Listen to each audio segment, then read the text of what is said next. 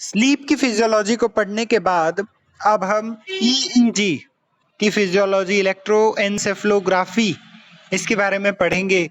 तो आप लोगों ने सुना होगा जैसे हम हार्ट रेट ईसीजी के बारे में पढ़ते हैं, उसी प्रकार से ब्रेन की एक्टिविटी को इलेक्ट्रिकल सिग्नल्स के थ्रू ग्राफ पर रिकॉर्ड किया जाता है। जैसे ईसीजी होता है उसी तरह से इलेक्ट्रिकल सिग्नल्स के माध्यम से ग्राफिकल रिप्रेजेंटेशन या ग्राफिकल रिकॉर्डिंग ऑफ ब्रेन, ये क्या कहा जाता है? इलेक्ट्रोएन्सेफलोग्राफी।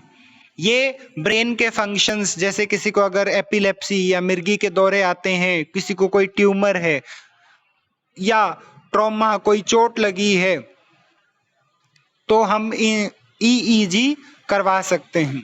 ओके, डायग्नोसिस के लिए बहुत ज़्यादा इम्पॉर्टेंट है न्यूरोलॉजिकल डिसऑर्डर्स में इलेक्ट्रोएन्सेफलोग्राफी।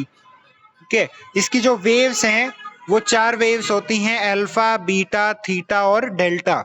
अल्फा, बीटा, थीटा और डेल्टा। ये आप वेव्स के सिर्फ नाम याद रखें कि 4 तरीके की वेव्स इसमें होती हैं।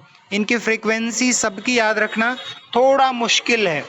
जैसे अल्फा के लिए जो फ्रीक्वेंसी है वो 8 से 12 हर्ट्ज है, इसका एम्पलीट्यूड 50 है। फिर बीटा के लिए फ्रीक्वेंसी 15 से 30 है, इसका एम्पलीट्यूड 5 से 10 है। थीटा वेव्स ये 4 से 8 की फ्रीक्वेंसी रखते हैं, इसका एम्पलीट्यूड 10 है। डेल्टा वेव्स 1 से 5 हर्ट्ज की है और इसका एम्पलीट्यूड 20 से 200 होता है। तो अगर आप याद रखें तो रख सकते हैं, अदरवाइज इन वेव्स के नाम जरूर याद रखें कि ईईजी की 4 वेव्स होती हैं, अल्फा, बीटा, थीटा और डेल्टा।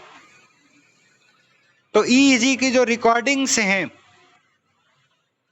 जो कि इलेक्ट्रिकल सिग्नल्स को या इलेक्ट्रिकल एक्टिविटी के थ्रू ब्रेन की कार्य क्षमता को जाहिर करेंगे ग्राफ पर। ठीक है, वो रिकॉर्डिंग्स जो हैं इनमें इलेक्ट्रोड 2 टाइप के होते हैं, यूनिपोलर और बाइपोलर। इसी तरीके से ईसीजी जब आप पढ़ेंगे तो वहां भी यूं देखेंगे यूनिपोलर और बाइपोलर इलेक्ट्रोड्स होती हैं। ठीक है,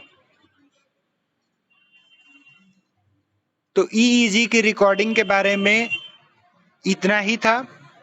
नेक्स्ट जो हमारा टॉपिक होगा वो फिजियोलॉजी ऑफ स्पीच रहेगा। Thank you.